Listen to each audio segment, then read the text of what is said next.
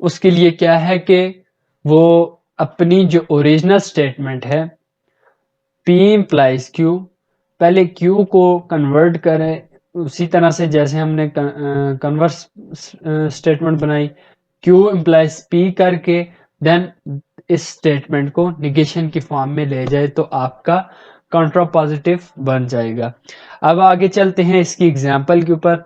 तो original statement आपके पास बन रही है, if a number is divisible by, यहां से इसे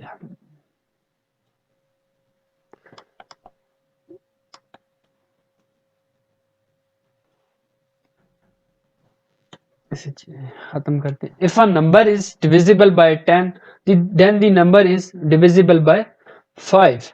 ये आपकी ओरिजिनल स्टेटमेंट वही लेके चल रहे हैं ताकि आपको आसानी के साथ समझ आए कि अगर नंबर 10 के साथ डिवाइड हो सकता है तो इसका मतलब है वो नंबर 5 के साथ भी डिवाइड हो सकता है। ये P इम्प्लाइज Q बन जाएगा आपका। अब इसकी इनवर्स स्टेटमेंट क्या बनेगी, सॉरी कॉन्ट्रा पॉजिटिव स्टेटमेंट।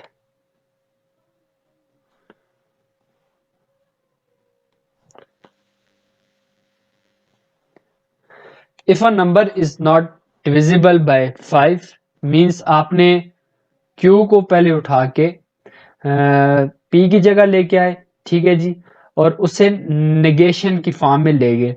अब है if a number is not divisible by 5 then the number is not divisible by 10। तो आपकी स्टेटमेंट क्या बनेगी, not Q implies not P। तो ये है आपका कंट्रा पॉजिटिव। उम्मीद करता हूँ तीनों स्टेटमेंट समझ आ गई होंगी। दोबारा से मैं एक दफा रिपीट कर देता हूँ।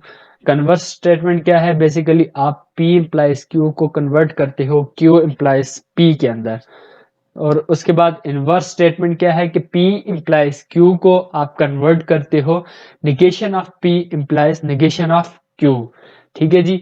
और उसके बाद कंट्रा पॉजिटिव क्या है कि कन्वर्स स्टेटमेंट जो Q इम्प्लाइज P है उसे आप कन्वर्ट करते हो इनवर्स की फॉर्म में, मींस उसे आप कहते हो negation of Q implies negation of P।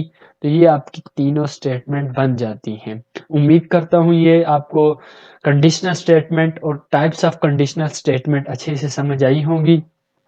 Next हम चलते हैं, जो आपकी स्टेटमेंट बन रही है वो है कंडीशनल स्टेटमेंट। तो कंडीशनल स्टेटमेंट बेसिकली क्या है, इसकी डेफिनेशन देख लेते हैं।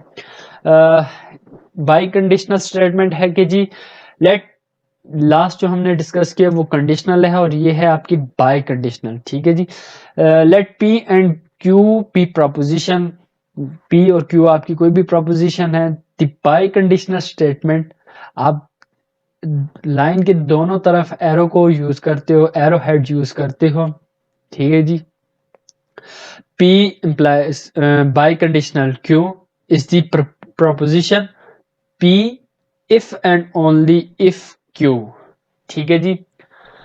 यहाँ पे कहने का मकसद है कि P और Q आपके अगर सेम होंगे तो आपकी बाय कंडीशनल स्टेटमेंट ट्रू होगी, अदरवाइज फॉल्स होगी। एक बहुत ही आसान सा ये एक क्या कहते हैं कंसेप्ट है कि P और Q की सेम वैल्यू होंगी तो आपका बाय कंडीशनल स्टेटमेंट ट्रू होगा, अदरवाइज फॉल्स होगा।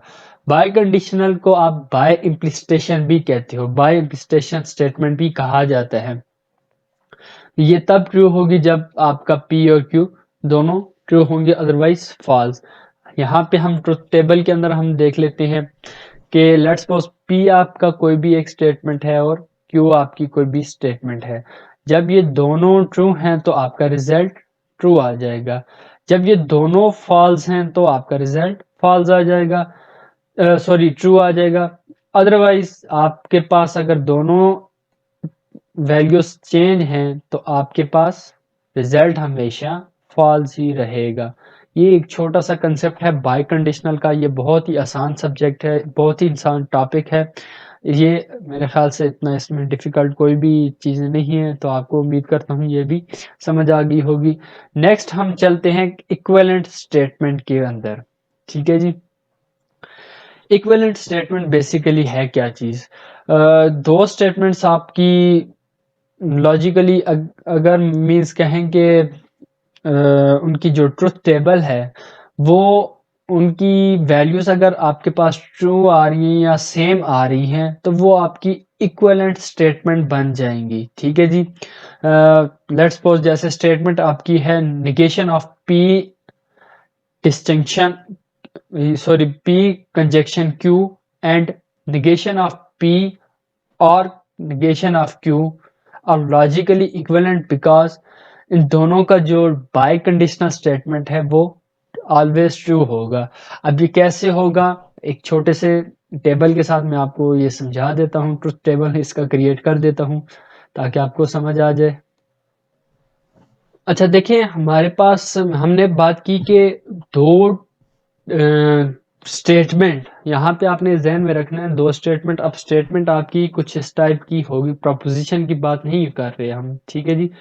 अगर दोनों स्टेटमेंट आपकी, जैसे एक स्टेटमेंट आपकी ये बन रही है और एक स्टेटमेंट आपकी ये बन रही है, अगर ट्रुथ टेबल के अंदर इन दोनों की वैल्यूज, इनके रिजल्ट की वैल्यू सेम आ रही हैं तो आपका जो इक्विवेलेंट, जो आपका ये दोनों स्टेटमेंट है वो दोनों इक्विवेलेंट स्टेटमेंट होंगी। ठीक है जी। जैसे हम कहते हैं कि जी 2 इज इक्वल टू 2, तो ये आपकी क्या बन जाएगा, इक्विवेलेंट। जैसे ये इक्वल है, इसी तरह से अब ट्रुथ टेबल के अंदर इन दोनों की वैल्यू का भी सेम होना, तो हमारे पास अगर सेम है तो ये आपकी इक्विवेलेंट स्टेटमेंट कहलाई जाएगी। अब ट्रुथ टेबल को देख लेते हैं। देखें, जैसे आपके पास P एक स्टेटमेंट है और एक Q स्टेटमेंट है। P आपकी, इनकी कंडीशन ये बन रही है true false true false. P आपके पास बन रहा है true false true true true false false. हमने ये एक क्या कहते हैं, इनकी कंडीशंस इनकी आपस में हमने बना दी। अब हमारे पास जो निगेशन ऑफ P डिस्टिंक्शन या P कंजक्शन Q या P एंड Q, आपके पास जो इनका रिजल्ट बन रहा है वो कुछ इस तरह का बन रहा है, फॉल्स ट्रू ट्रू। और जो आपके पास नेगेटिव ऑफ P और नेगेटिव ऑफ Q का जो रिजल्ट बन रहा है वो भी कुछ same like negation of P and Q का की तरह दोनों का बन रहा है। अब अगर ट्रुथ टेबल के अंदर भी हम इन वैल्यू को देखें तो हमें अगर ये दोनों वैल्यू सेम आ रही हैं तो ये हमारे पास इक्विवेलेंट स्टेटमेंट बन रही हैं। ठीक है जी। अगर यहाँ से भी आपको समझ नहीं आती तो एक और आपने बाय कंडीशनल स्टेटमेंट को यूज करते हुए इनका रिजल्ट निकाल लेना है। और अगर बाय कंडीशनल रिजल्ट के अंदर ऑल वैल्यूज ट्रू आ रही हैं तो आपका जो क्या कहते हैं दोनों स्टेटमेंट हैं वो आप कह सकते हो कि ये दोनों ट्रू है, सॉरी इक्विवेलेंट है। ठीक है जी। अब वो कैसे होगा, अब देखें हमने क्या किया कि इन दोनों स्टेटमेंट का बाय कंडीशनल स्टेटमेंट निकाली या बाय कंडीशनल रिजल्ट निकाला। तो ट्रुथ टेबल के अंदर आप देख सकते हैं, अगर हमने बाय कंडीशनल के अंदर बात की थी कि अगर सेम वैल्यू हैं दोनों प्रोपोजिशन की या दोनों स्टेटमेंट की तो रिजल्ट आपका सेम आएगा। ठीक है जी। तो यहाँ पे अब देख सकते हैं आप कि ऑल वैल्यूज जो हैं दोनों स्टेटमेंट की बाय कंडीशनल की वो ट्रू आ रही हैं, तो आप कह सकते हो कि ये दोनों स्टेटमेंट आपकी इक्विवेलेंट स्टेटमेंट हैं। ठीक है जी। तो आज का लेक्चर हमारा यहीं तक था। ठीक है जी, जिसके अंदर हमने 3 नए जो है क्या कहते हैं स्टेटमेंट्स के बारे में डिस्कशन की, जिनमें आपके पास कंडीशनल स्टेटमेंट, फिर उनकी हमने 3 टाइप, कन्वर्स, इनवर्स और कंट्रापोजिटिव। उसके बाद हमने कंडीशनल स्टेटमेंट को देखा और कंडीशनल स्टेटमेंट के बाद सॉरी बाय कंडीशनल स्टेटमेंट को देखा और उसके बाद हमने इक्विवेलेंट स्टेटमेंट के बारे में डिस्कस किया। उम्मीद करता हूँ आपको इन तीनों के बारे में आज अच्छे से समझ आई होगी। नेक्स्ट वीडियो तक के लिए अल्लाह हाफिज़।